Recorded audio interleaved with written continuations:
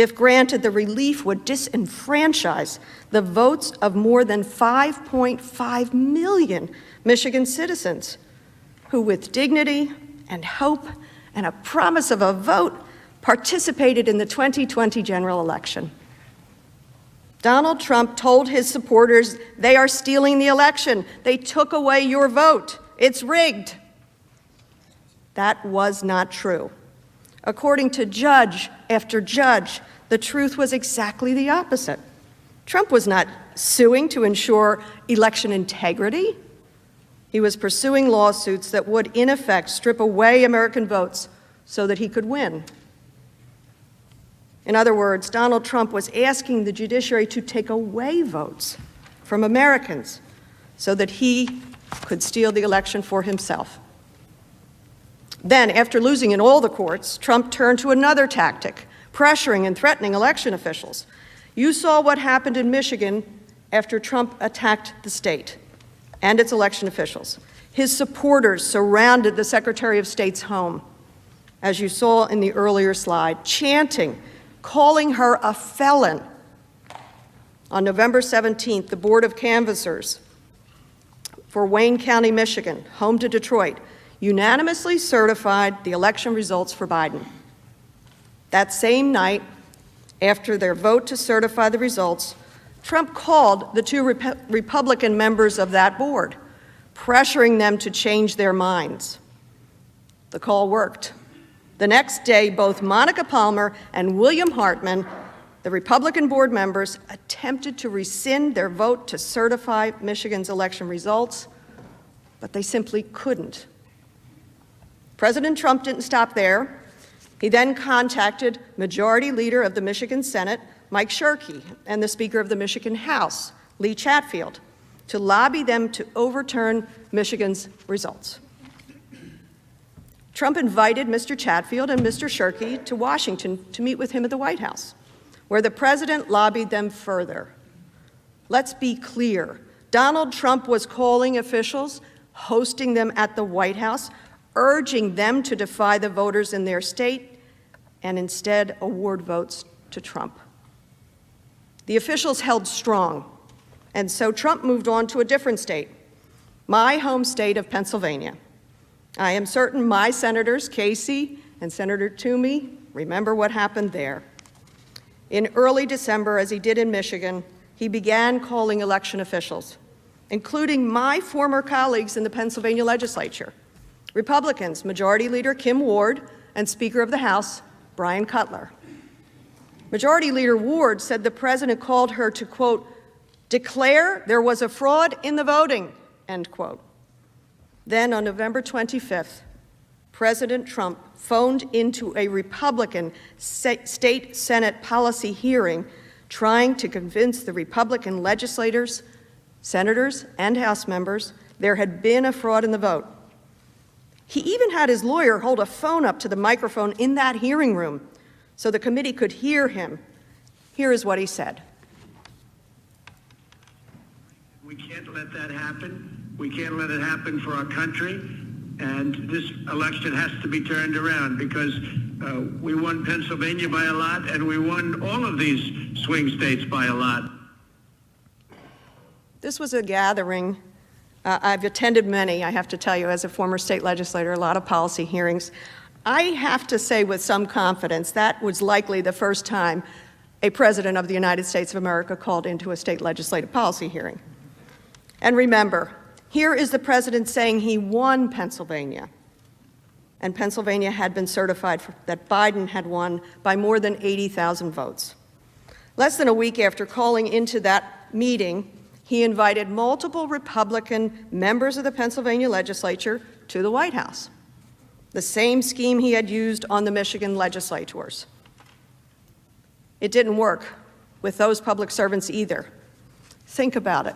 The President of the United States was calling public officials, calling from the White House, inviting them into the Oval Office, telling them to disenfranchise voters of their state, telling them to overturn the will of the American people. Also, he could take the election for himself. And then in Georgia, a state Trump had counted on for victory, his conduct was perhaps the most egregious. On November 11th, Republican Secretary of State Brad Raffensperger confirmed that he believed ballots were accurately counted for Biden. Trump went on a relentless attack. Here are just a few examples. In all, Trump tweeted at Raffensperger 17 times in the coming week. I'll show you just a few. Calling him a disaster, obstinate, not having a clue, being played for a fool, and being a so-called Republican. All because Raffensperger was doing his job, ensuring the integrity of our elections. And these attacks had consequences. Mr. Raffensperger and his family received death threats. Quote, "Your husband deserves to face a firing squad. You better not botch this recount. Your life depends upon it." The Raffenspergers should be put on trial for treason and face execution. Just some of the threats they received. After these death threats, on November 25th, Mr. Raffensperger wrote an op-ed where he said, "My family voted for Trump, donated to him, and are now being thrown under the bus by him." But he also noted, elections are the bedrock of our democracy. They need to be run fairly and, perhaps more importantly, impartially. That's not partisan. That's just American. It's important to remember that this wasn't just a random attack. Trump wasn't just criticizing a politician over policy. We're saying he didn't agree. Donald Trump was savagely attacking a Secretary of State because the official did his job and certified the state according to how the people in that state voted. Donald Trump was trying to undermine our elections by taking votes away from the American people so that he could remain president. And he was willing to blame and betray anyone, even his own supporters, if they got in the way. Remember, senators, those threats were to Mr. Raffensperger's family. So some may say Trump didn't know his attacks against Mr. Raffensperger would result in death threats, except that all of this was very public. The secretary published his op-ed in USA Today, and major networks, including Fox, covered the threats against the Raffensperger. What did Trump do? Did he stop? Did he say, no, supporters, that isn't what I meant? No, he doubled down. Let's see the evidence. This was a massive fraud. This should never take place in this country. We're like a third world country. Look at Georgia. But I understand the Secretary of State, who is really, he's an enemy of the people. The Secretary of State, and whether he's Republican or not, this man, what he's done. Like this character in Georgia who's a disaster.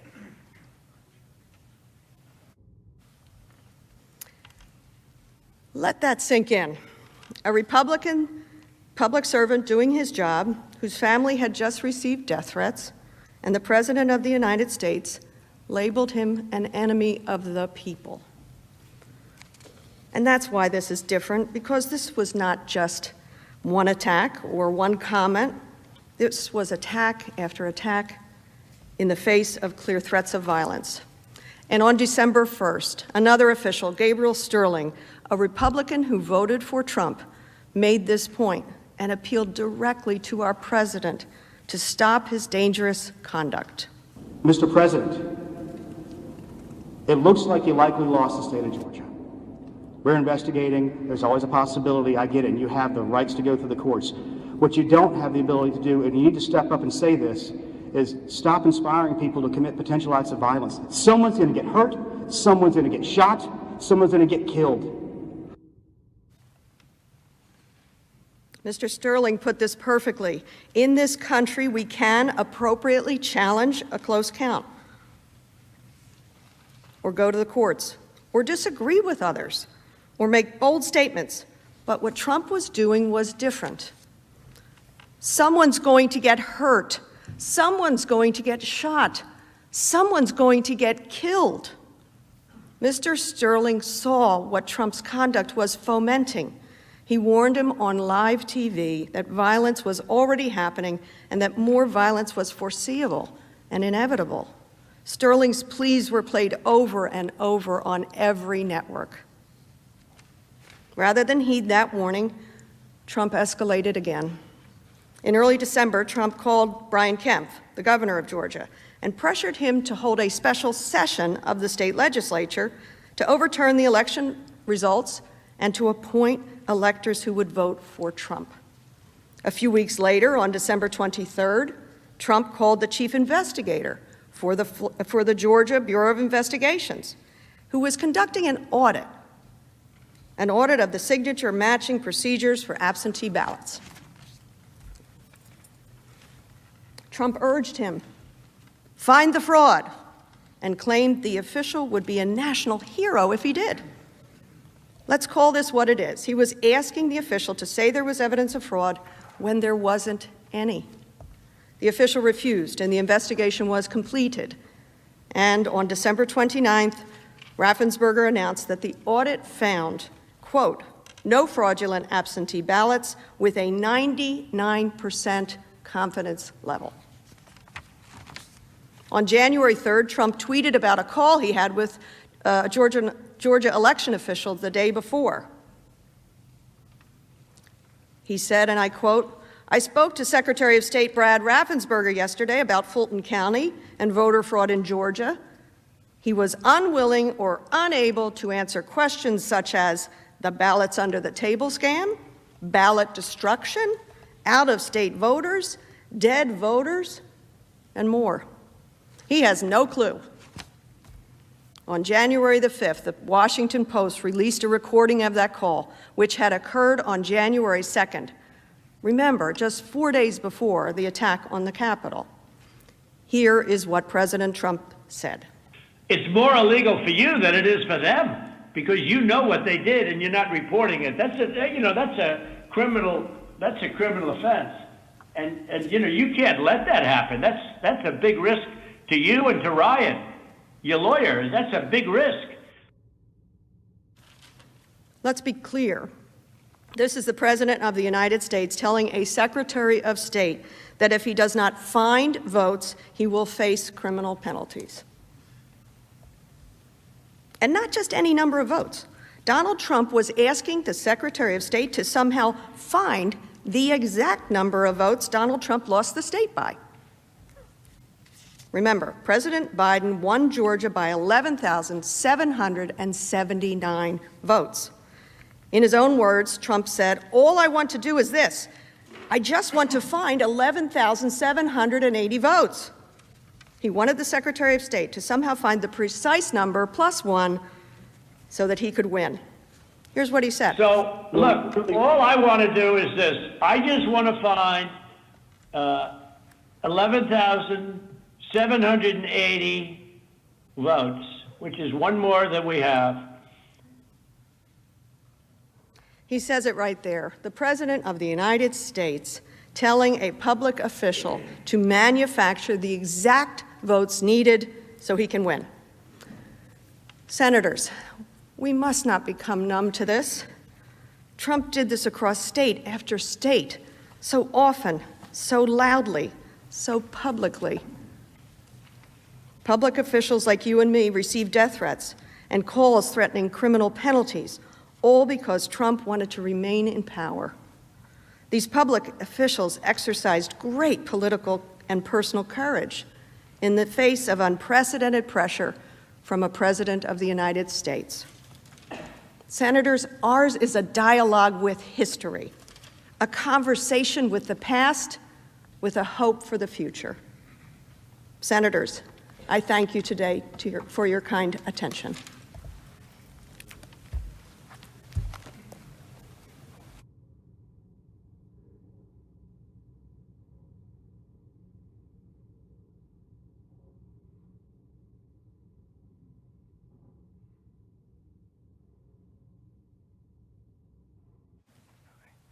Good afternoon.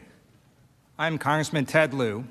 My colleague, Congresswoman Dean, went through President Trump's efforts to overturn the election through the courts, and when that started failing, his deeply disturbing attacks on state and local officials. I'm going to walk through President Trump's extraordinary efforts remaining until January 6th, when he tried again to overturn the election. I first want to highlight Representative Raskin's question to all of you today. Is this America? Like all of you, I love this country. I am an immigrant. My parents came to Ohio, and we started off living in the basement of a person's home. We were poor, and they went to flea markets to sell gifts to make ends meet.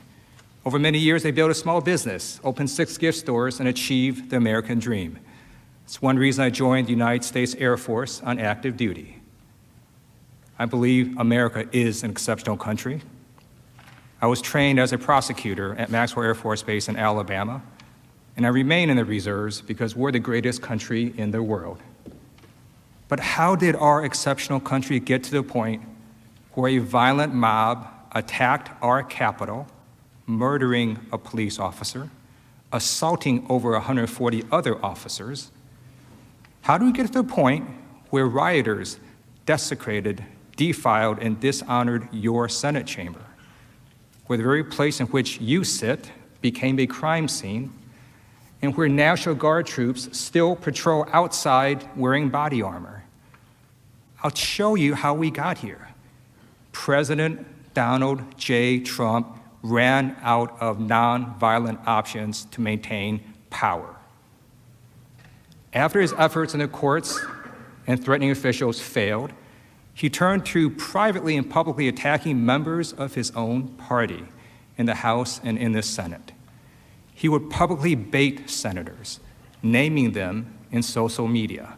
For example, on December 18th, President Trump named at Senate Majority Leader and Republican senators, telling them they have to get tougher or they won't have a Republican Party anymore. We won the presidential election by a lot. Fight for it. Don't let them take it away.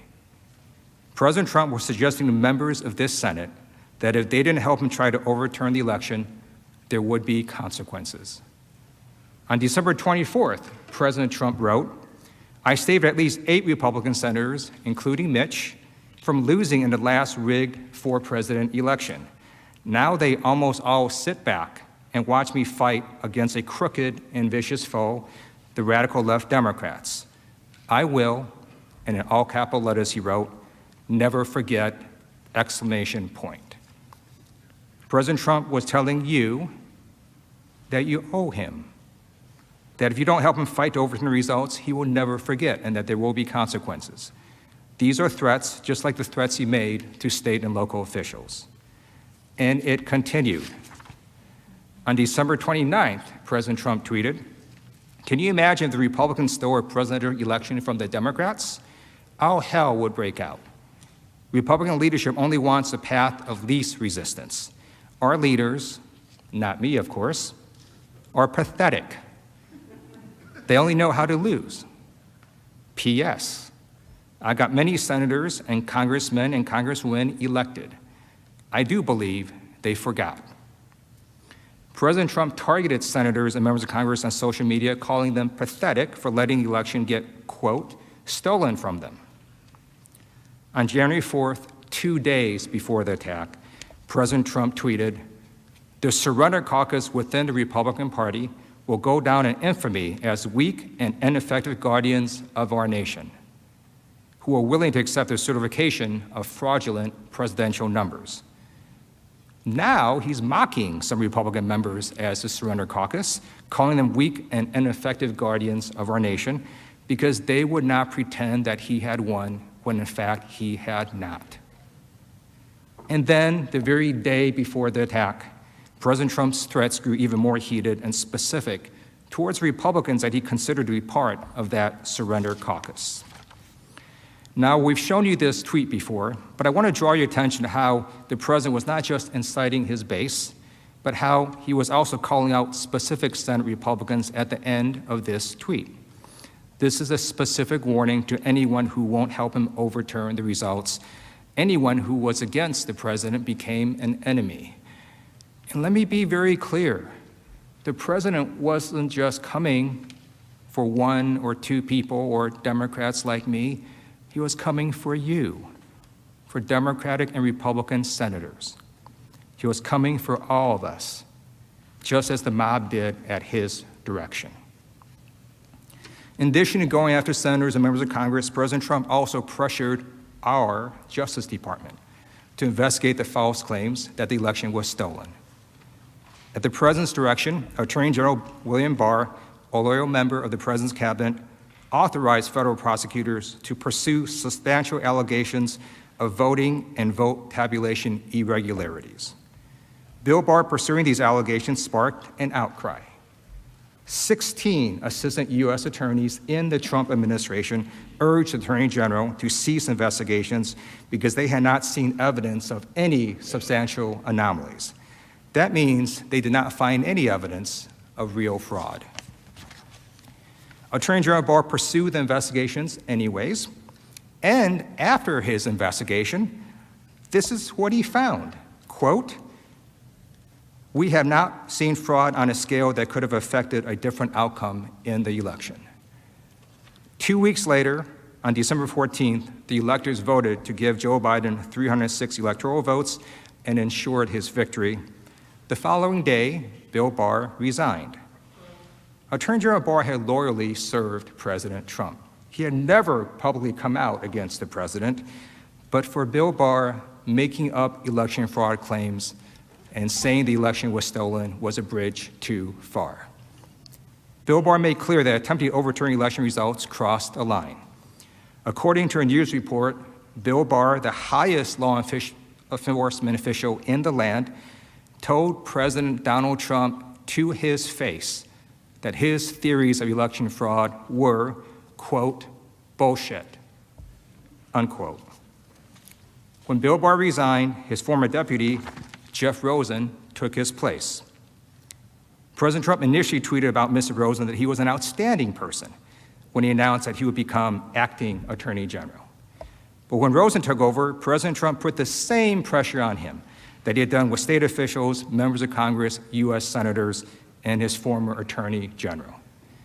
President Trump reportedly summoned acting Attorney General Rosen to the Oval Office the next day and pressured Rosen to appoint special counsels to keep investigating the election, including unfounded accusations of widespread voter fraud, and also to investigate Dominion, the voting machines firm. According to reports, Mr. Rosen refused. He maintained that he would make decisions based on the facts and the law, and reminded President Trump what he had already been told by Attorney General Bill Barr, that the department had already investigated and, quote, found no evidence of widespread fraud. But President Trump refused to follow the facts and the law, so the president turned to someone he knew would do his bidding. He turned to Jeffrey Clark, another Justice Department lawyer, who had allegedly expressed support for using the Department of Justice to investigate the election results. Shortly after acting Attorney General Rosen followed his duty and the law to refuse to reopen investigations, President Trump intended to replace Mr. Rosen with Mr. Clark, who could then try to stop Congress from certifying the Electoral College results. According to reports, White House counsel Pat Cipollone advised President Trump not to fire acting Attorney General Rosen. Department officials had also threatened to resign en masse if he had fired Rosen. President Trump's actions, time and time again, made clear that he would do anything and pressure anyone if it meant overturning the election results. We watched President Trump use any means necessary to pursue this aim, feverishly grasping for straws at retaining his hold on the presidency. But all his efforts prior to January 6 kept failing. And finally, in his desperation, he turned on his own vice president.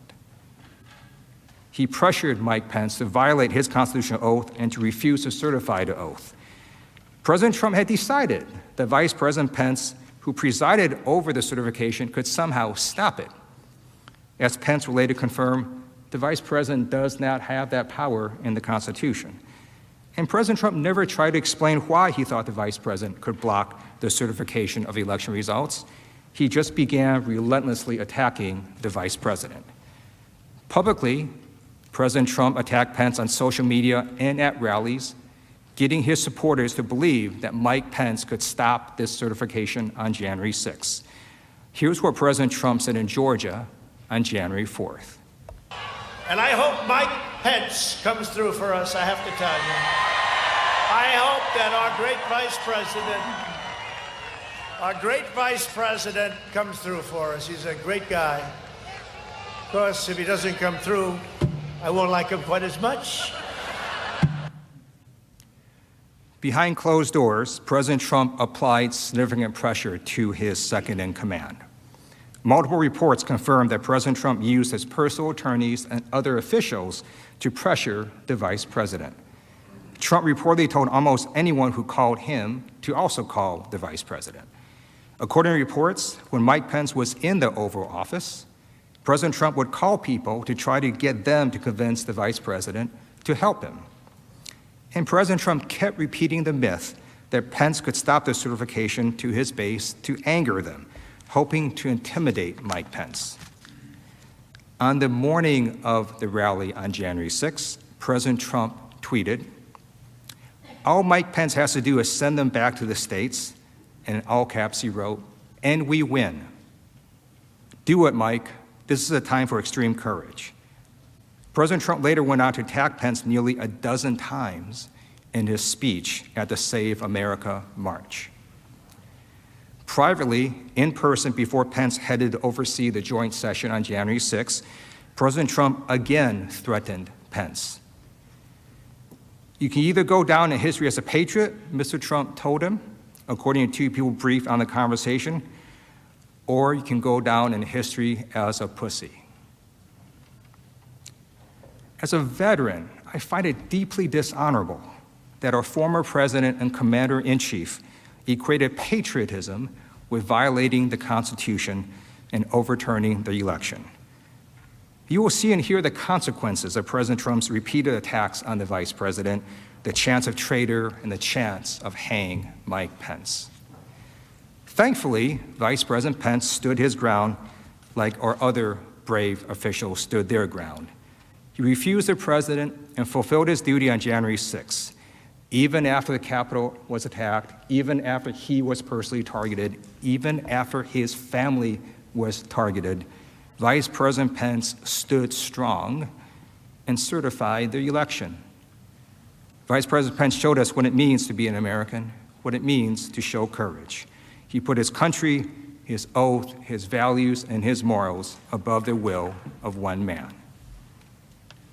The president had tried everything in his power to seize everything in his attempt to seize power from the rightful victor of the election. President Trump's extraordinary actions grew increasingly more desperate. You saw him go from pursuing claims in the courts to threatening state and local election officials, to then attacking members of Congress and the Senate, to compromising our Justice Department, and then to attacking the Republican vice president.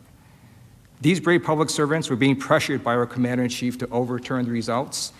Some of them and their families got death threats. Thankfully, at every turn, our democratic processes prevailed and the rule of law prevailed. It is only because all of these people stayed strong and refused President Trump that our republic held fast and the will of the electorate was seen through. And at this point, President Donald J. Trump ran out of nonviolent options to maintain power. I began today by raising the question of how we got here. What you saw was a man so desperate to cling to power that he tried everything he could to keep it. And when he ran out of nonviolent measures, he turned to the violent mob that attacked your Senate chamber on January 6th. As you cast your vote after this trial, I hope each of you will think of the bravery of all these people who said no to President Trump because they knew that this was not right, that this was not America.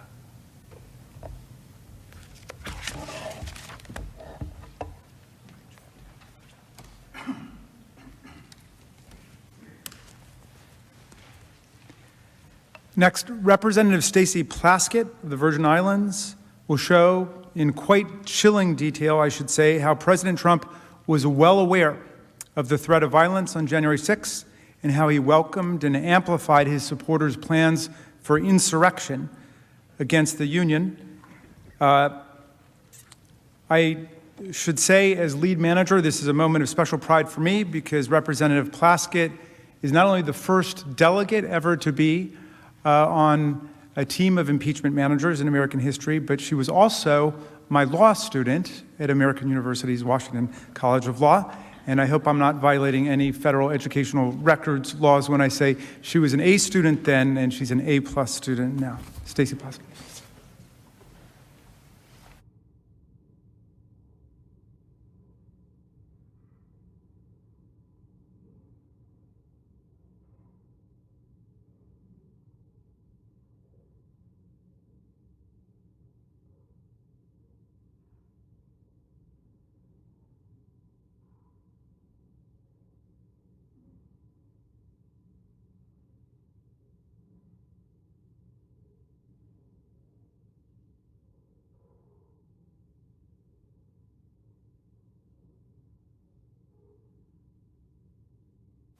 Thank you so much. Height.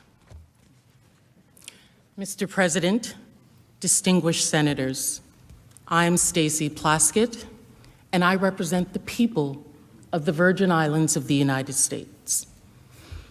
Over this past weekend, my 11-year-old daughter, I overheard her telling one of my sons, "Mommy doesn't seem really nervous about the impeachment trial."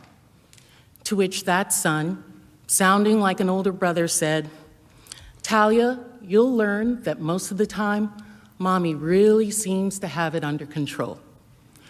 Now, we know as parents, that's not always the case. But I've learned throughout my life that preparation and truth can carry you far, can allow you to speak truth to power. I've learned that as a young Black girl growing up in the projects in Brooklyn, housing community on St. Croix, sent to the most unlikeliest of settings, and now as an adult woman representing an island territory speaking to the U.S. Senate. And because of truth, I am confident today speaking before you, because truth and facts are overwhelming that our president, the President of the United States, incited a mob to storm the Capitol to attempt to stop the certification of a presidential election. My fellow managers have shown and will continue to show clear evidence that President Trump incited a violent mob to storm our Capitol when he ran out of nonviolent means to stop the election. Once assembled, that mob, at the president's direction, erupted into the bloodiest attack on this Capitol since 1814. Some of you have said there's no way the president could have known how violent the mob would be. That is false, because the violence, it was foreseeable. I want to show you why this violence was foreseeable and why Donald Trump was different than any other politician just telling their fighters, their supporters, to fight for something. The violence that occurred on January 6th, like the attack itself, did not just appear. You'll see that Donald Trump knew the people he was inciting. He saw the violence that they were capable of, and he had a pattern and practice of praising and encouraging that violence, never, ever condemning it. And you'll see that this violent attack was not planned in secret. The insurgents believed that they were doing the duty of their president. They were following his orders. And so they publicized it openly, loudly, proudly. exact blueprints of how the attack would be made. Law enforcement saw these postings and reported that these insurgents would violently attack the Capitol itself. This was not just a comment by an official to fight for a cause. This was months of cultivating a base of people who were violent, praising that violence, and then leading that violence, that rage, straight at our door. The point is this: by the time he called the cavalry of his thousands of supporters on January 6th, and an event he had invited them to, he had every reason to know that they were armed, that they were violent, and that they would actually fight. He knew who he was calling and the violence they were capable of. And he still gave that marching orders to go to the Capitol and, quote, fight like hell and stop the steal. Make no mistake, the violence was not just foreseeable to President Trump. The violence was what he deliberately encouraged.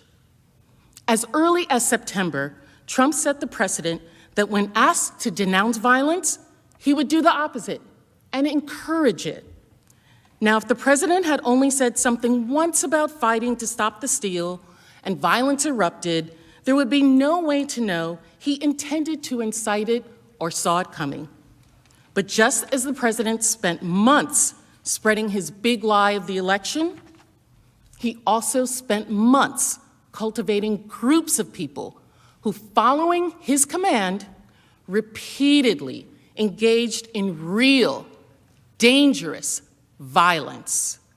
And when they did, when the violence erupted as a response to his calls to fight against the stolen election, he did not walk it back. He did not tell them no. He did the opposite. The opposite. He praised and encouraged the violence so that it would continue. He fanned the flame of violence, and it worked. You'll see this over time.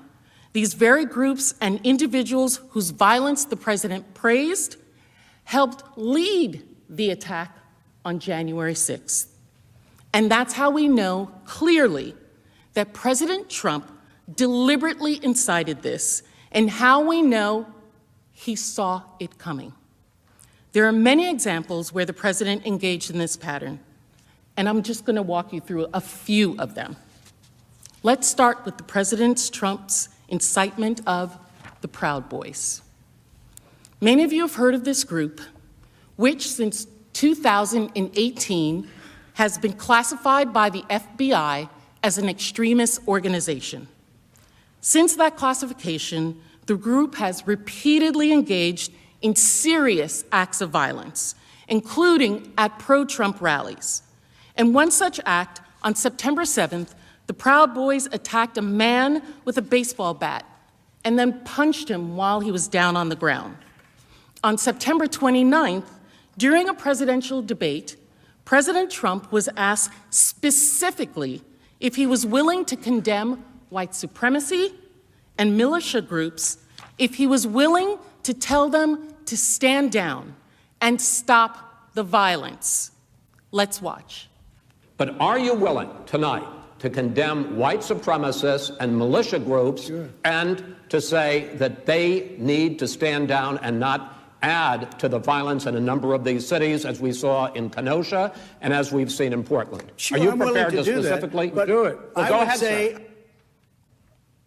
Let's hear now the president's response. Do it, sir. Say it. Do it. Say it. Do you want to call them? What do you want to call them? Give me a name. Give me a White name. supremacists and Who would white you like me to condemn? supremacists and right Proud militia. Boys, stand back and stand by. When asked to condemn the Proud Boys and white supremacists, what did our president say? He said, stand back and stand by. His message was heard loud and clear. The group adopted that phrase, "stand back and stand by," as their official slogan. They created merchandise with their new slogan, which they wore proudly across their backs at Trump's rallies, and they followed the president's orders. You'll see more about this later in the trial, but you'll see in these photos, to the left, Dominic Pizzola, and to the right, William Pepe, two of the leaders of the group, heading to the Capitol on January 6th. They were later charged with working together to obstruct law enforcement. As we go through this evidence, I want you to keep in mind these words by President Trump when asked to condemn violence: stand back and stand by, and see example after example of the kinds of people like the Proud Boys who he had standing by on January 6th. By October, as my colleagues Mr. Castro and Mr. Swalwell showed you, Donald Trump was escalating his big lie that the only way he could lose the election was if it was rigged. So, as Election Day neared, his supporters were frustrated and they were angry. They were prepared to ensure his victory by any means necessary. One of these violent acts was on October 30th, sometime after 12:30 p.m., a caravan of more than 50 trucks covered in pro-Trump campaign gear confronted and surrounded cars carrying Biden-Harris campaign workers and a Biden-Harris campaign bus as they were traveling down Interstate 35 from San Antonio to Austin.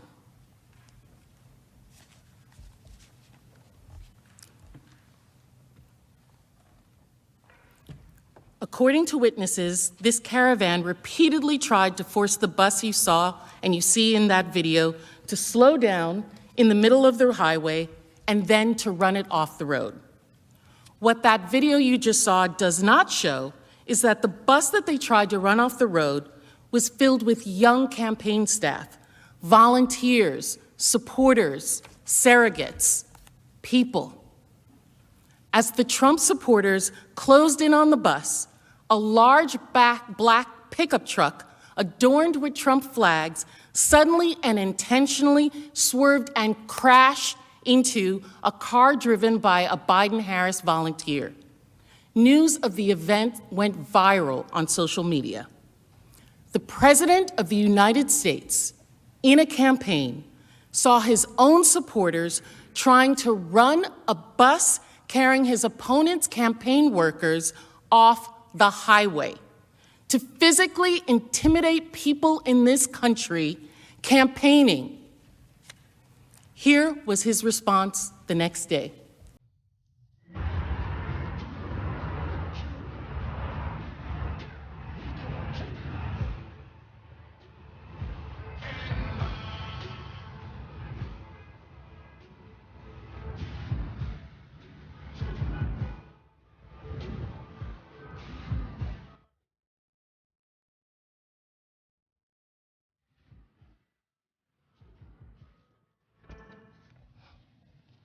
The President of the United States tweeted a video of his supporters trying to drive a bus off the road.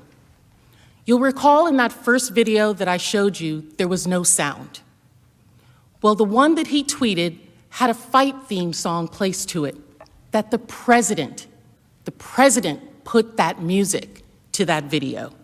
And he added at the top, "I love Texas." By the next evening, that tweet that he did had been viewed 12.6 million times. And it wasn't just a tweet. On November 1st, at a Michigan rally with a sea of supporters, the president talked about that incident again. Here it is. Do you see the way our people, they were protecting his bus yesterday because they're nice. So his bus, they had hundreds of cars. Trump, and the American flag. That's it. You see Trump and American flag. The president made a public joke of violence against campaigners in an American election. He made light of it. This was not a joke. In fact, it was so violent, it put so many people in harm's way that the FBI investigated the incident and the criminal responsibility of those who attacked these campaign workers. Now, our President Donald Trump could have said, okay, I didn't realize how bad that was. This was very violent. Please stop. But he didn't.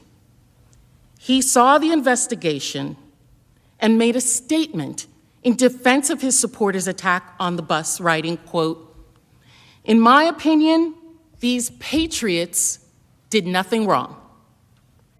Engaging in violence for him made them patriots to Donald Trump." For anyone who says Donald Trump didn't know the violence he was inciting, I ask you to consider his supporters tried to drive a bus off the highway in the middle of the day to intimidate his opponent's campaign workers. And his response was to tweet the video of the incident that had fight music, joke about it, and call those individuals in that incident patriots. And once again, Donald Trump's praise worked to incite them further. Emboldened by that praise, they remained ready to fight, ready to stand back and stand by. This link is not hypothetical. Just like we saw with the Proud Boys showing up in full force on January 6th, Donald Trump's encouragement of this attack made sure his supporters were ready for the next one. The caravan bus attack had been organized by a Trump supporter named Keith Lee. Leading up to the attack on our Capitol of January 6th, Mr. Lee teamed up with other supporters to fundraise to help to bring people to Washington, D.C. for that day. The morning of the attack, he filmed footage of the Capitol, pointed out the flimsiness of fencing, and then addressed his supporters before the attack saying, quote, "As soon as you all get done hearing the president, y'all get to the Capitol. We need to surround this place." During the attack, he used a bullhorn to call out for the mob to rush in. He later went to the rotunda himself and then back outside to urge the crowd to come inside. These are the people that President Trump cultivated, who were standing by. I'd like to look at another example. After the election on December 12th, Trump supporters gathered en masse to protest the stolen election in D.C. It was billed by his loyalists as the second Million MAGA March. The rally was organized by Women for America First, the same group that you'll see later secured the permit for the January 6th rally. And who else was there? The Proud Boys, standing by. Donald Trump did not attend that rally, but he made sure to make clear his supporters throughout the day how he felt about the event. At 8:47 a.m., he sent out a tweet. "We have just begun to fight." And then the rally began. And Donald Trump's allies, who spoke at the rally, carried on his message of the stolen election and the importance of fighting to stop the steal. Here's Nicholas Fuentes, a commentator who had organized a Stop the Steal rally in Michigan with Trump supporters. In the first Million MAGA March, we promised that if the GOP would not do everything in their power to keep Trump in office, then we would destroy the GOP. And as we gather here in Washington, D.C. for a second Million MAGA March, we're done making promises. It has to happen now. We are going to destroy the GOP.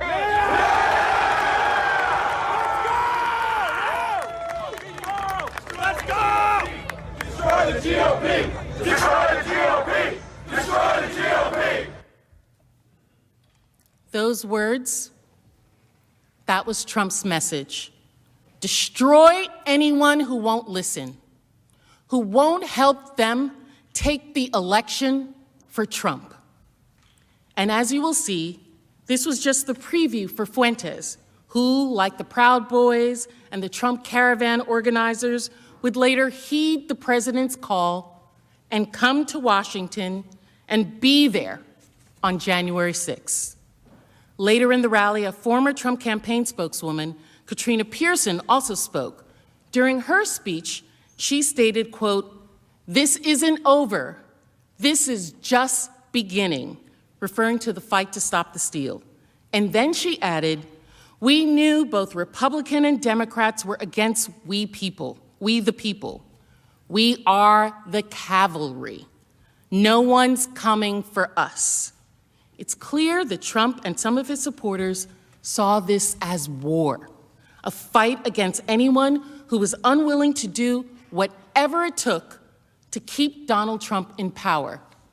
We are the cavalry. And President Trump continued to reinforce his support of these messages throughout the day.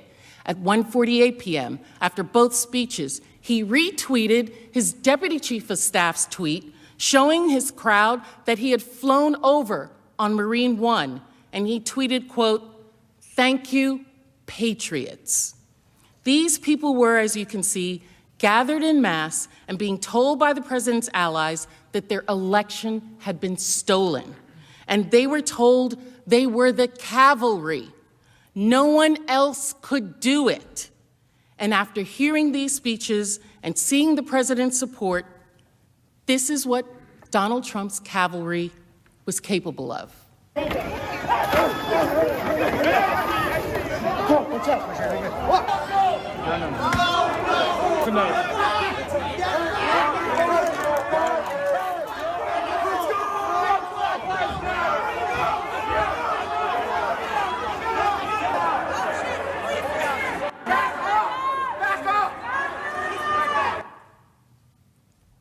What you just saw was the violence that ensued after that rally. The Proud Boys, after that rally, engaged in serious acts of violence in downtown D.C. Some Trump supporters and self-identified Proud Boys vandalized churches after that rally. If we look at these events, it's clear how we got here. Because what did the president do after that? He turned right around, and a little over a week later, he began coordinating the January 6th Save America rally with the same people who had planned the 2nd Million MAGA March. You'll recall that the Women for America First had organized that 2nd Million MAGA March. They had originally planned rallies for January 22nd and January 23rd, after the inauguration. But Donald Trump had other plans. On December 19th, President Trump tweeted his save the date for January 6th. He told his supporters to come to D.C. for a big protest, the day billing it as wild. Just days later, Women for America First amended their permit to hold their rally on January 6th, pursuant to the president's save the date, instead of after the inauguration. This was deliberate.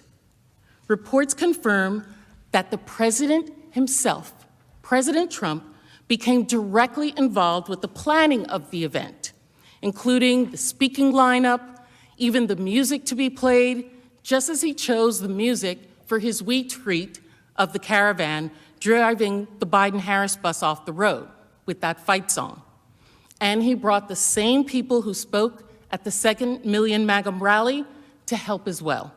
Trump's campaign advisor, Katrina Pearson, who you recall said on December 12th that this is only the beginning, we are the cavalry, also became directly involved in planning the event. They even sent out invitations together. This is Amy Kremer, one of the founders of Women for America First, tweeting the invitation, tagging Donald Trump and other organizers, inviting the same supporters who who had just engaged in serious violence at the second Million MAGA rally to show up to the largest rally to stop the steal.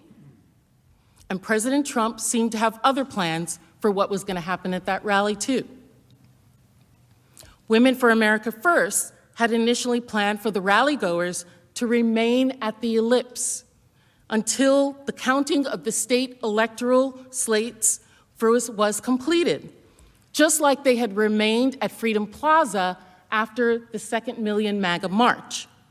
In fact, the permit stated in no uncertain terms that the march from the ellipse was not permitted.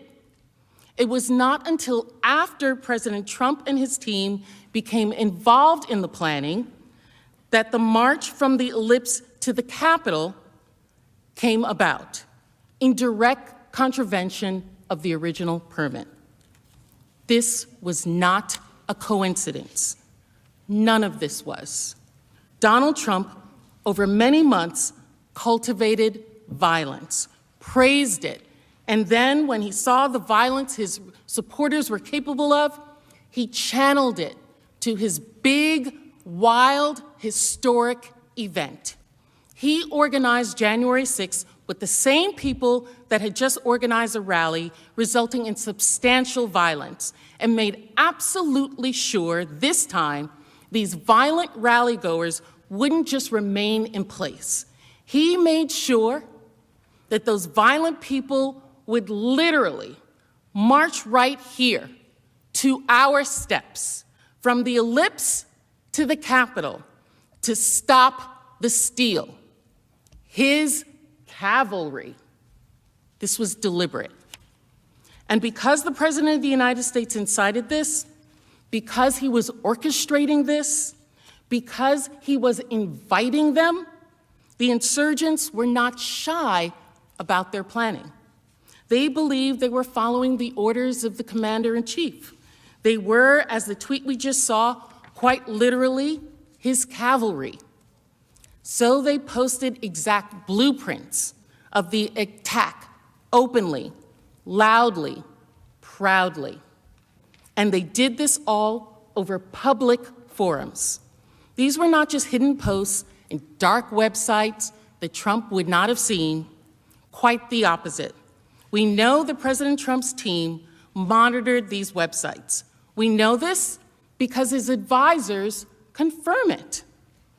An ex-White House and campaign insider, as you'll read, who has known both Scavino and the president for years, said there was no way that Scavino and the Trump social media operation would not have been aware of the plan circulating online to storm the Capitol.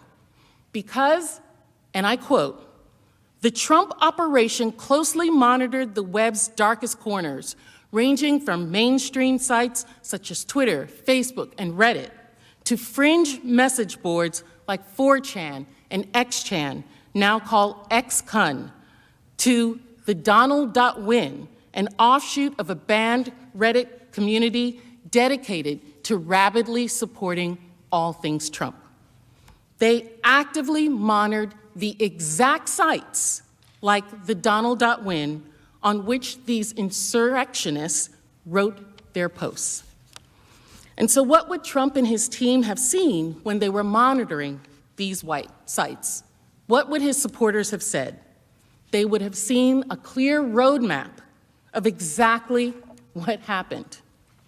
This is an example of a post that was captured from one of the sites dedicated to Donald Trump that we just talked about, shortly before the site was taken down. And the meme reads, quote, "The Capitol is our goal. Everything else is a distraction. Every corrupt member of Congress locked in one room and surrounded by real Americans is an opportunity that will never present itself again." Let that sink in. Think about that. The exact thing that happened on January 6th, that was their goal. And they said it out loud on sites that the Trump administration was actively monitoring. A third-party site captured a post on the Donald.win where one user posted, quote, "This cannot simply be a protest. It has to be the establishment of the MAGA militia with the command offices set up, with all further militia tactical missions spreading from there." Another user said in response, quote, "We will have to achieve an actual tactical victory, like storming and occupying the Capitol, to have the intended effect." That's what they understood Donald Trump to want. There it is in black and white. And they explained why they felt justified in this. Another poster on the forum, the Donald.win, wrote on January 4th, quote, "If Congress illegally certifies Biden, Trump would have absolutely no choice but to demand us to storm Congress and kill/beat them up." Donald Trump will have no choice. That was what he made them believe, to the point his supporters felt justified even in carrying weapons and storming our Capitol. This was in post after post. Here's another. When discussing how to carry guns into D.C., one noted, quote, "Yes, it's illegal, but this is war, and we are clearly in a post-legal phase of our society." What? They treated it as a war, and they meant it. The morning of the attack, under the thread, "Today I told my kids goodbye," one poster wrote, "Today I had the very difficult conversation with my children that Daddy might not come home from D.C. Within a matter of hours, that post amassed 4,000 likes. President Trump had truly made them believe that their election had been stolen and that it was their patriotic duty to fight to steal it back. Patriotic, a term he gave those who use violence for him, and they were willing to say goodbye to their children for this fight. And their supporters didn't just rely on entering the Capitol with guns haphazardly. They had maps of this building. They talked through which tunnels to use and how to get to the Senate chamber. Some posted specific floor plans, layouts of the Capitol, alongside hopes of overwhelming law enforcement to, quote, "find the tunnels, arrest the worst traitors." Posters also fixated on what they saw as their ability to easily overwhelm the Capitol Police, as, quote, "There are only around 2,000 of them." And again, they urge, quote, "The Capitol is our goal. Everything else is a distraction." There were hundreds of these posts, hundreds, monitored by the Trump administration. And these posts, they were chillingly accurate, right down to communication devices. A new affidavit filed by the FBI described preparations by the right-wing group, the Proud Boys, to storm the Capitol, including using earpieces and walkie-talkies to direct movements throughout the building. This happened. That's the level of planning in advance that occurred. They had earpieces. On the slide, you'll see Proud Boy member Dominic Pizzola has an earpiece in his right ear, consistent with the affidavit. And in addition to these detailed posts, they made clear why they thought they should do this, why they thought they could do this. It wasn't just that they were doing it to following the president's orders. They thought he would help them. A third-party site captured a post on the Donald.win again, the site monitored by Trump's team, and he wrote, quote, "He," meaning Donald Trump in this instance, "can order the Nat Guard to stand down if needed. Unfortunately, he has no control over the Capitol Police, but there are only around 2,000 of them, and a lot are useless fat asses or girls." It's all right there. The overall goal, maps of the Capitol, the weapons, communication devices. They even said publicly, openly, proudly that President Trump will help them to commandeer the National Guard, so all they have to do is overwhelm the 2,000 Capitol Police officers. This was reported in the NBC News and the Washington Post with headlines like, "Violent threats ripple through far-right internet forums ahead of protests. Pro-Trump forums erupt with violent threats ahead of Wednesday's rally against the 2020 election." Fox News also reported that the Proud Boys would come to the January 6th rally prepared for violent action, even quoting a Proud Boy member who said they would, quote, incognito and spread across downtown D.C. in smaller numbers. City officials, seeing these same warnings, also publicly warned about the violence and unlawful weapons at the event. D.C. Mayor Muriel Bowser cautioned residents of the District of Columbia to avoid the downtown area while the rally attendees were in town. Federal law enforcement warned of these threats also. On January 3rd, a Capitol Police intelligence report warned of a violent scenario in which Congress itself could be the target of the angry supporters of President Trump on January 6th.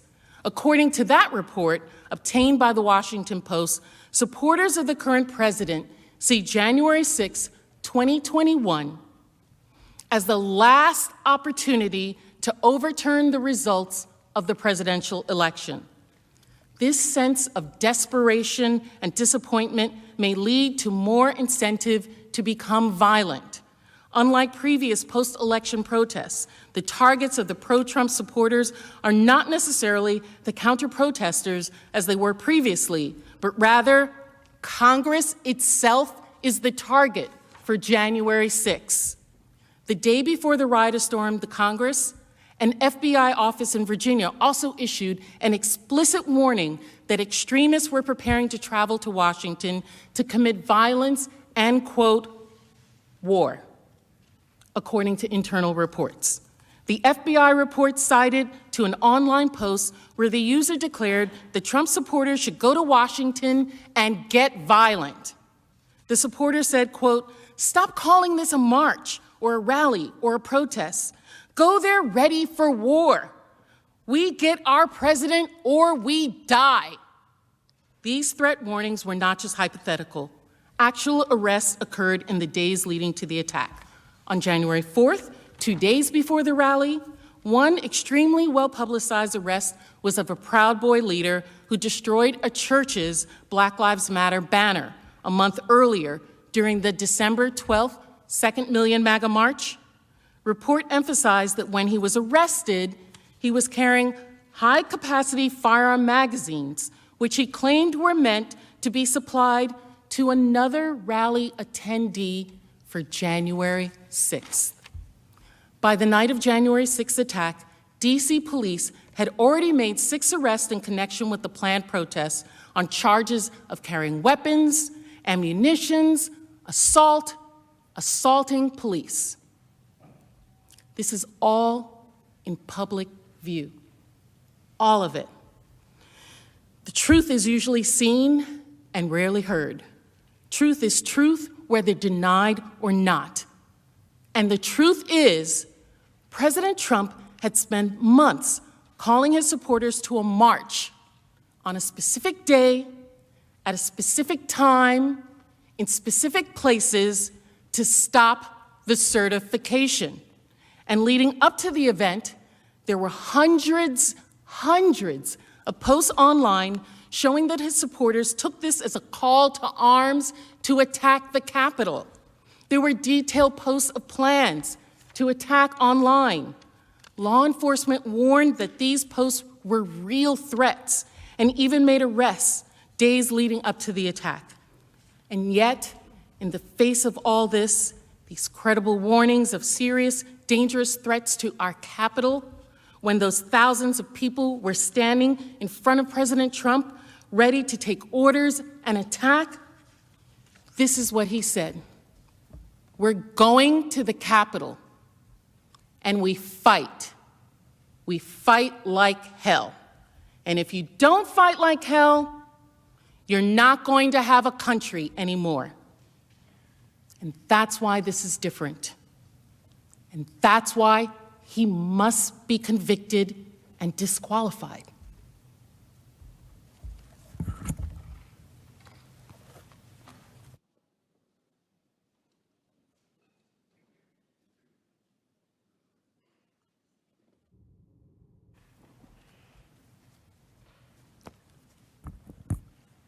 Representative Dean will now return to the events of January 6th itself. She will demonstrate President Trump's repeated incitement of the crowd that morning as he directed them to the Capitol in his last-ditch effort to retain his hold on power.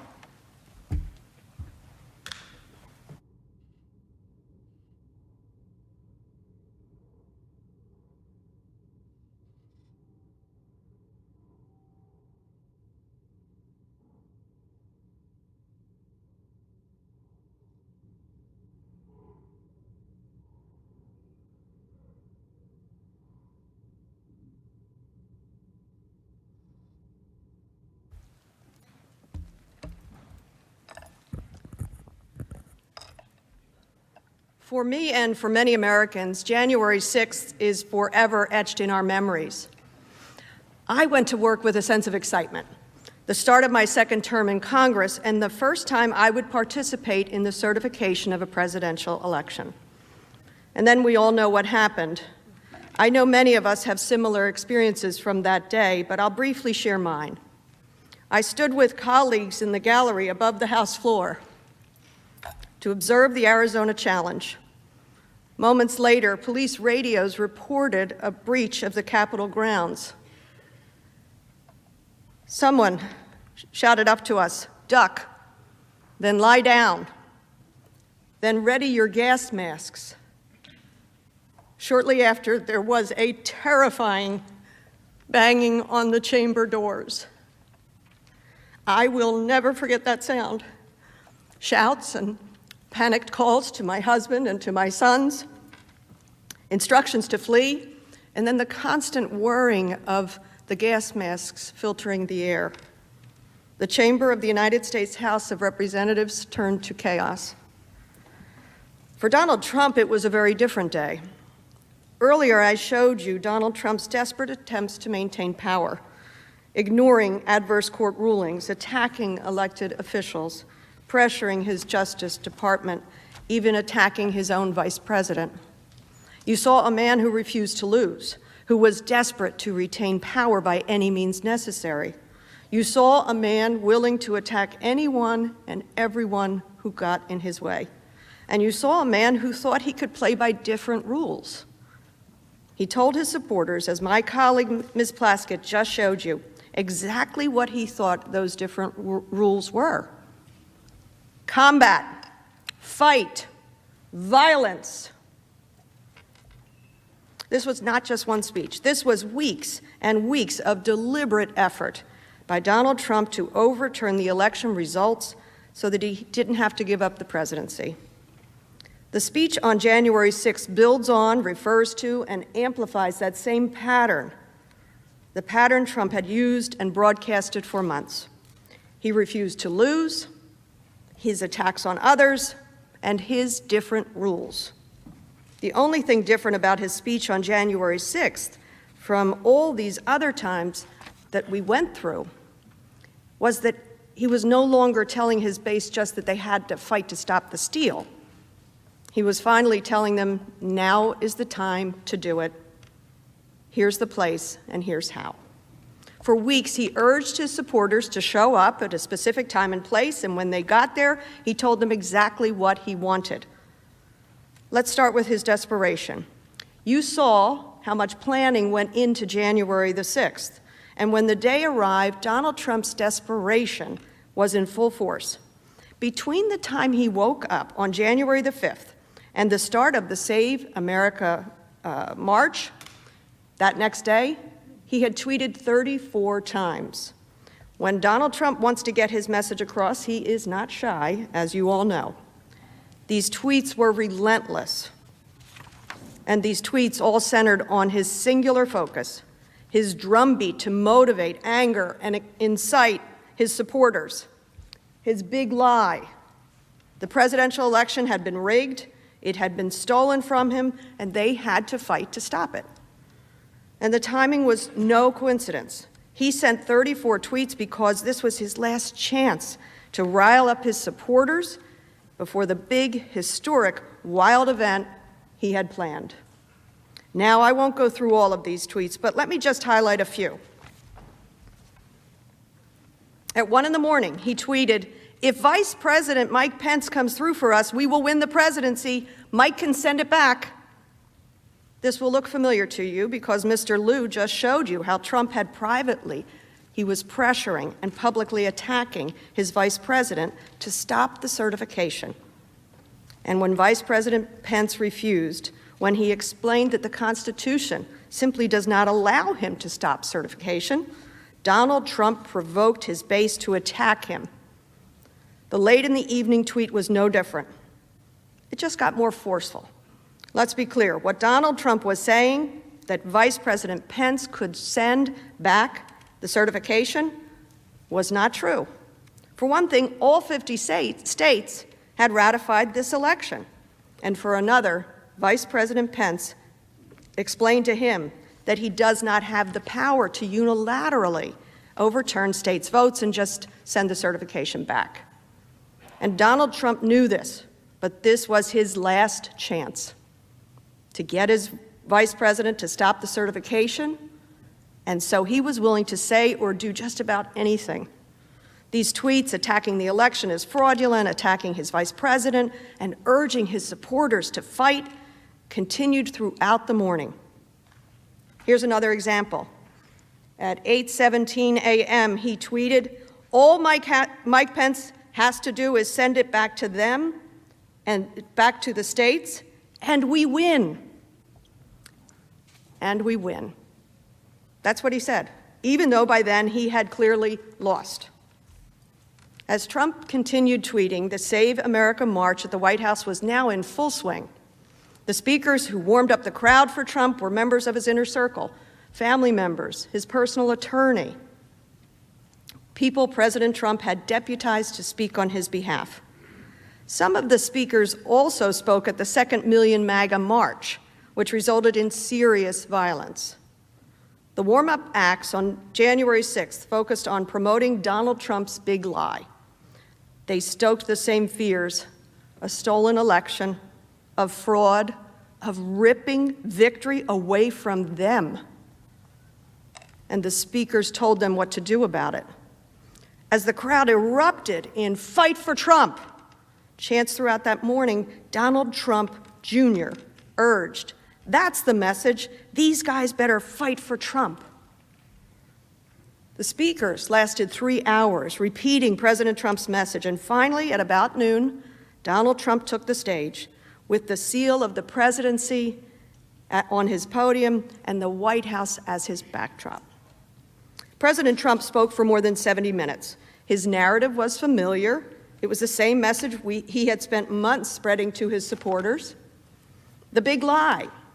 The election was stolen, that they should never concede, and that his supporters should be patriots and fight much harder to stop the steal, to take back our country.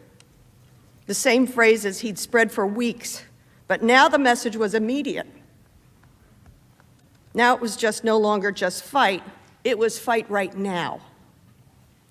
All of us here today do not want to see our election victory stolen by emboldened radical left Democrats, which is what they're doing, and stolen by the fake news media. That's what they've done and what they're doing. We will never give up. We will never concede. It doesn't happen. You don't concede when there's theft involved. Our country has had enough. We will not take it anymore, and that's what this is all about. And to use a favorite term that all of you people really came up with, we will stop the steal. That set the tone. Our country has had enough and we will not take it anymore. He told them and us right at the beginning that the only way to take back the country was to fight. Let's look at what he said next. And Rudy, you did a great job. He's got guts. You know what? He's got guts. Unlike a lot of people in the Republican Party, he's got guts. He fights. Ms. Plaskett showed you example after example of Donald Trump, when confronted with violence, praising it. We saw him instruct the Proud Boys, a violent extremist group, to stand back and stand by. That group was there on January the 6th. We saw him praise a caravan of his supporters after they tried to drive a bus belonging to the Biden campaign off the road. The organizer of that attack was there on January the 6th. And we saw him team up with the organizers of the violent Second MAGA Million March to plan his rally on January the 6th. And what does he do at that rally? He tells Giuliani he's doing a great job addressing the crowd, saying he has guts to call for fighting. And to be clear, this is what he was praising. So, let's have trial by combat. Trial by combat. Donald Trump praised Rudy, said he did a good job, had guts for telling the crowd that we need trial by combat. Next, more attacks. All Vice President Pence has to do is send it back to the states to recertify, and we become president, and you are the happiest people. This attack, like the tweets he sent that morning, had a purpose, convincing his supporters that the future of our country, of our democracy, hinged on whether Vice President Pence would overturn the election, something he knew Pence could not and would not do. He called out Vice President Pence 9 times that day, and each time he got more forceful. Here's what he said at 12:15. And we're going to have to fight much harder, and Mike Pence is going to have to come through for us, and if he doesn't, that will be a sad day for our country, because you're sworn to uphold our Constitution. Now it is up to Congress to confront this egregious assault on our democracy. And after this, we're going to walk down, and I'll be there with you. We're going to walk down. We're going to walk down anyone you want, but I think right here we're going to walk down to the Capitol, and we're going to cheer on our brave senators and congressmen and women, and we're probably not going to be cheering so much for some of them, because you'll never take back our country with weakness. You have to show strength, and you have to be strong. We're going to have to fight much harder, and Mike Pence will have to come through for us. That's what he said. And he told the crowd what he meant and exactly what to do, literally commanding them to confront us at the Capitol. He even told them he'd walk there with them, which of course was not true. And then he told them exactly what to do when they got to the Capitol. You'll never take your country back with weakness. You have to show strength. And don't forget who is standing there. The same people Ms. Plaskett described to you. Many people violent people law enforcement had warned would be armed and would be targeting us. One of President Trump's key defenses focus on what he said for a few seconds, 15 minutes into the speech. I know that everyone here will soon be marching over to the Capitol building to peacefully and patriotically make your voices heard. In a speech spanning almost 11,000 words, yes, we did check, that was the one time, the only time President Trump used the word peaceful or any suggestion of nonviolence. The implication of the president's tweets, the rally, and the speeches were clear. President Trump used the word fight or fighting 20 times, including telling the crowd they needed to fight like hell to save our democracy. We know how the crowd responded to Donald Trump's words, and he knew how they responded to his speech. Here is the evidence of how the crowd reacted. We're going to walk down to the Capitol. Yeah!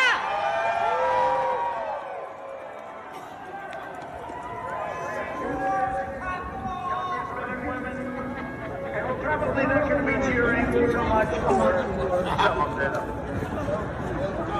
Because you'll never take back our country with weakness. You have to show strength. Yes. Invade the Capitol building. Take the Capitol. Take the Capitol. Take the Capitol. Take the Capitol. Take the Capitol right now. We'll be marching over the Capitol building. Yes. Peacefully and patriotically make your voices heard. Storm the Capitol. Invade the Capitol. Fight, fight, fight, fight. Take the Capitol right now. These were the words of the crowd. Trump was telling them to fight, and he would keep telling them to fight throughout the rest of his speech. These are not only words of aggression, they are words of insurrection. And if you have any doubt, listen to what he says next. Today we see a very important event, though, because right over there, right there, we see the event going to take place. And I'm going to be watching because history is going to be made. We're going to see whether or not we have great and courageous leaders or whether or not we have leaders that should be ashamed of themselves throughout history, throughout eternity. They'll be ashamed. And you know what? If they do the wrong thing, we should never, ever forget that they did. Never forget. We should never, ever forget.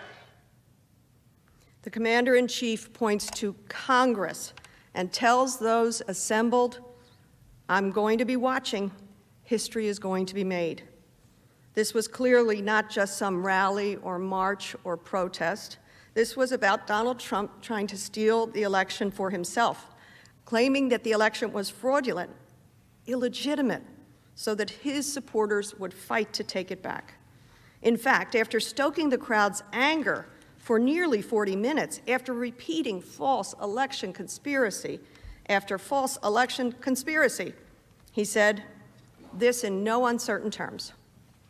You will have an illegitimate president. That's what you'll have. Any outcome besides him keeping the presidency would be illegitimate. This was building on the big lie of a rigged and stolen election. And here's what he said a little later in the speech. When you catch somebody in a fraud, you're allowed to go by very different rules. So I hope Mike has the courage to do what he has to do.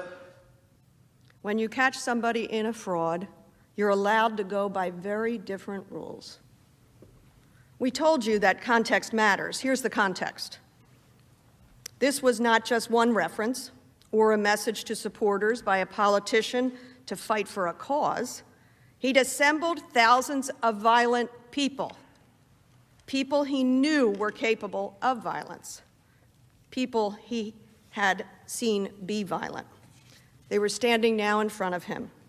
And then he pointed to us, lit the fuse, and sent an angry mob to fight the perceived enemy, his own vice president and the members of Congress, as we certified an election.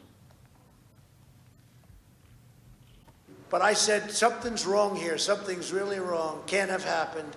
And we fight. We fight like hell. And if you don't fight like hell, you're not going to have a country anymore. Our exciting adventures and boldest endeavors have not yet begun. My fellow Americans, for our movement, for our children, and for our beloved country. And I say this, despite all that's happened, the best is yet to come. So we're going to walk down Pennsylvania Avenue. I love Pennsylvania Avenue. And we're going to the Capitol, And we're going to try and give, the Democrats are hopeless. They're never voting for anything. Not even one vote. But we're going to try and give our Republicans, the weak ones, because the strong ones don't need any of our help, we're going to try and give them the kind of pride and boldness that they need to take back our country. So let's walk down Pennsylvania Avenue. I want to thank you all. God bless you, and God bless America. Thank you all for being here. This is incredible. Thank you very much. Fight for Trump! Fight for Trump! Fight for Trump! Fight for Trump! Fight for Trump! Who we here for? Trump! Who we here for? Trump! Fight for Trump! Fight for Trump! Fight for Trump! Fight for Trump! Fight for Trump! Fight for Trump! Fight for Trump! If you don't fight like hell, you're not going to have a country anymore. And there was only one fight left, and it was a mile up the road. Donald Trump, the President of the United States, ordered the crowd to march on Congress, and so the crowd marched. This is incredible, you heard him say. That's how President Trump ended his speech. I'd like to close with a very brief timeline of what was happening in parallel alongside the President as he spoke on the 6th of January. A little after noon, President Trump began his speech with a fiery refusal to concede. He commanded the crowd to fight and march down Pennsylvania Avenue. And around 12:20, some rally-goers, some attendees began marching. By 12:30, as President Trump continued to incite his supporters, large segments of the rally crowd had amassed at the Capitol. At 12:53, as the president's speech was playing on cell phone broadcasts, the outermost barricade of the northwest side of the Capitol was breached. And Capitol Police were forced back to the steps of the Capitol. At 1:10, the president ended his speech with a final call to fight and a final order to march to the Capitol. At 1:45, the president's followers surged past Capitol Police, shouting, "This is a revolution!" Just after 2:10, an hour after President Trump ended his speech, the insurrectionist mob overwhelmed Capitol security and made it inside the halls of Congress. Because the truth is, this attack never would have happened but for Donald Trump.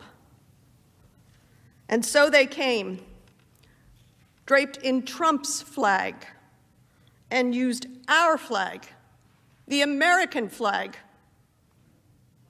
to batter and to bludgeon.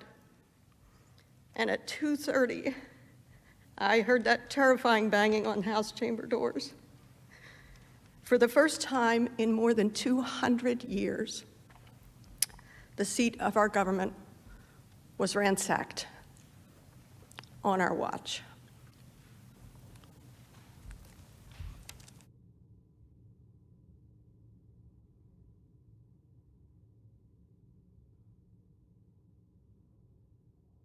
Mr. President, I think this would be a good time for a break, if that's okay. I ask unanimous consent we recess till 4 p.m. Objection, hearing none, we're recessed. 4 p.m. 4 o'clock. 4 o'clock.